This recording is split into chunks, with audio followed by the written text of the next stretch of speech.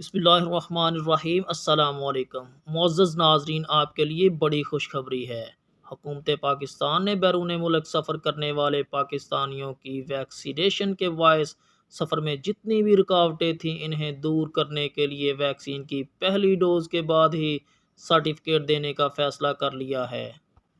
کیونکہ اس سے پہلے یہ ہوتا تھا کہ اگر آپ 2 ڈوز لگوائیں گے تو پھر ہی آپ کو سرٹیفکیٹ ملے گا، اور اب جو یہ ہے کہ پاکستان کی طرف سے یہ بڑی خبر آئی ہے۔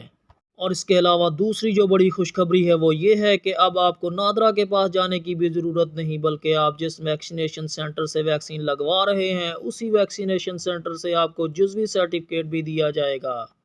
جس کے باعث آپ بیرون ملک سفر کر سکیں گے۔ اس کی تصدیق زعیم ضیاء نے بھی کر دی ہے۔